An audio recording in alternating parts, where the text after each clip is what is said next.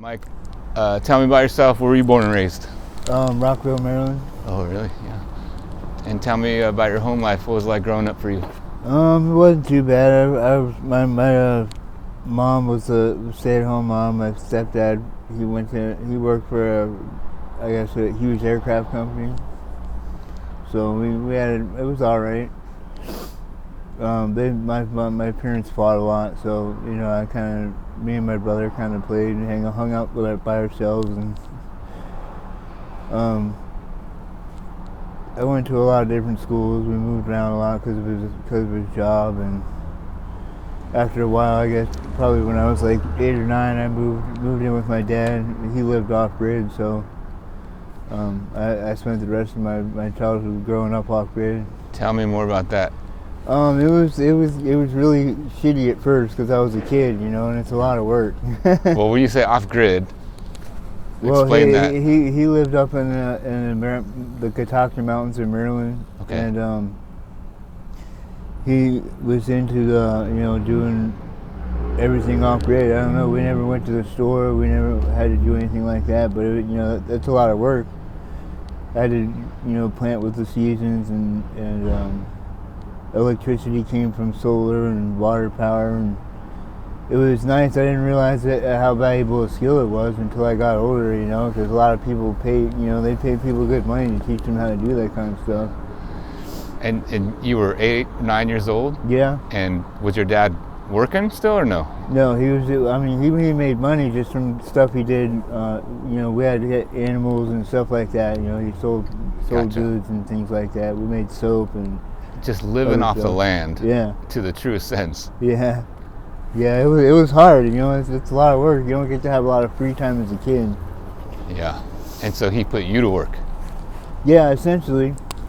It wasn't. After a while, I was with it. Yeah. I was enjoying it more because he taught me about how rewarding it was.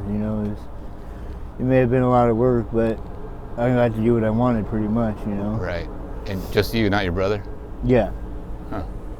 Yeah, my brother was from a different dad. So. Okay, gotcha. And this was your stepdad or my real dad? Your biological dad. Yeah. I see. And how long were you out there? Till I was 18. Oh, wow. Yeah. So you know a lot of skills that a lot of people do not know. Yeah. Wow. What'd you do for fun out when you were doing that?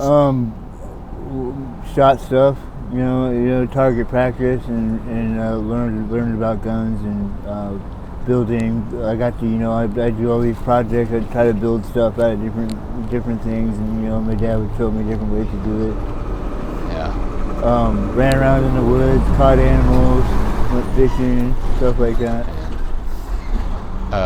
How was your relationship with your dad? Pretty good. Yeah. Yeah.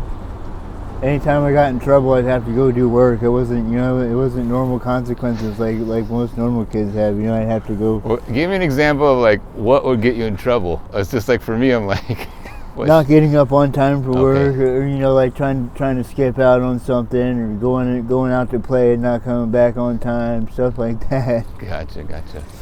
And were there other people? Was it community or just? Yeah, there were other people. They were in the area. They weren't very close, but there were other people around. We'd come together every now and then. Yeah. Do stuff. They have community meetings and gatherings and stuff like that. Was there other kids too? Yeah. Yeah. And was there a name for the community or anything like that? Not that I remember. Not really. No. Yeah, that's fascinating. And so when you're 18, were you just I'm out of here, or what happened? Kind of. I wanted to go, do my own thing for a while, and so I did. I went to the city and started doing more city stuff, going to raves and stuff like that. My dad didn't like that a whole lot. And then I ended up. But you're still living there, but then going into town and coming back? No, I moved into the city. Okay, more gotcha. into Maryland, Rockville, Maryland area, and then I moved down to Florida for a while and started traveling the country. I traveled over to California from Maryland, or from Florida, stayed in California for a while and came up this way. I came up here to get a dog actually, and I ended up getting stuck up here. I just decided, I liked it a lot more up here, so I stayed up here. What was your means of travel? How'd you get to? Just hitchhiking. Gotcha. Oh, Yeah. wow. Anything stick out to you from hitchhiking? Huh? Did anything stick out to you from hitchhiking, or is it just pretty straightforward? Not really. It was just pretty straightforward. Yeah. And let's see, how long or when was that when you came up to Seattle? About 8 years ago. Okay. Yeah. To get a dog. Yeah. Did you ever get that dog? Yeah, I got the dog. Okay. I ended up. I had a place in Colville. I got some land in Colville, and moved out there with the dog and stuff, and did the off-grid thing for another couple of years. Yeah. About 4 years. Gotcha. And I don't know. I got bored of it again and wanted to travel some more. So I let my neighbors keep the dog. She was a Malamute, so she wasn't really much of a city dog. Gotcha. And so, let's talk about your current situation. You're currently unhoused? Yeah. How long have you been unhoused? Probably 10 years now. And like, how did that happen? Kind of by choice. I don't know, just ever since I moved, when I lived in Colville, I left from there and I was so used to staying outside, I just traveled, I came over here and kind of prefer to be outside. Gotcha. Now, is that related to your time, like living off grid? Like you're just kind of yeah. acclimated to that? And Yeah, I think so. I'm just used to it. It's easier living out here really than it is living inside of 4 walls. Maybe. Tell me in what ways. Like that's very curious. Yeah. Just being able to move around where I want to and do what I want. The freedom. Like, aside from the cops harassing you all the time, which makes it not. That's really put a lot of damper on it. Other than that, though, it's not so bad. And do you use any of those skills that you learned? Sometimes, yeah. I can imagine that their instinct almost. Yeah. Interesting. I think I was talking that I met you at a sweep. That's probably like 8 months ago, under 15th. Let's talk a little bit. Tell me about sweeps. What's your experience with sweeps? I've been swept like, I don't know, 10 times or so. It's been quite a few. It's irritating. I don't know. I guess I get it in some sense. People create a lot of trash, and then create a lot of bad, things, and so I guess that's kind of what causes them to sweep. I've been in situations where when it's only 1 or 2 people camped out, they don't really bother you too much. Until it becomes a big group of people, and the trash builds up, and people just don't respect anything. They trash it. It sucks because I get where the community is coming from in the sense of that they don't want to see that. But then I've had people treat me the same way when I've had a perfectly clean campsite. Like they still treat you the same way. So it's like, I don't know. It's gnarly. Yeah. It's not nice to be treated like that. Yeah, I bet. Mike, is there anything that you'd want to say to the people of Seattle? I just I don't know. I just feel like there's a huge divide here where there shouldn't be. There's another common enemy out there that really we should be paying attention to. That nobody really is. That it's not really on any of our sides. I feel like the government at this point has become not really the friend of the people.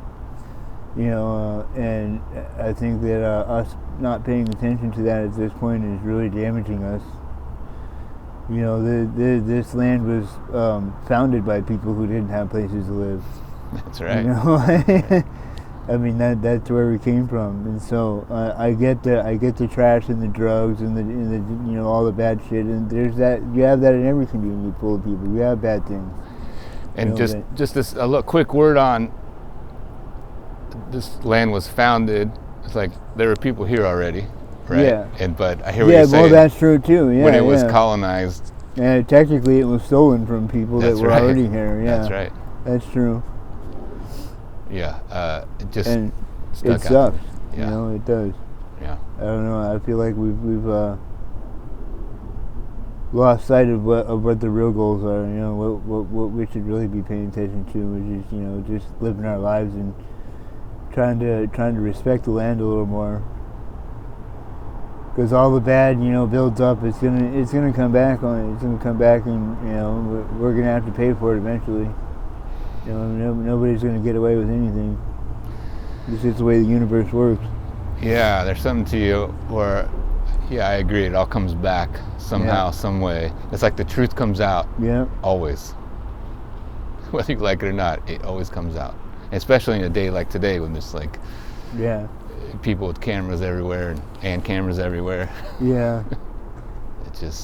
Yeah, I hear you.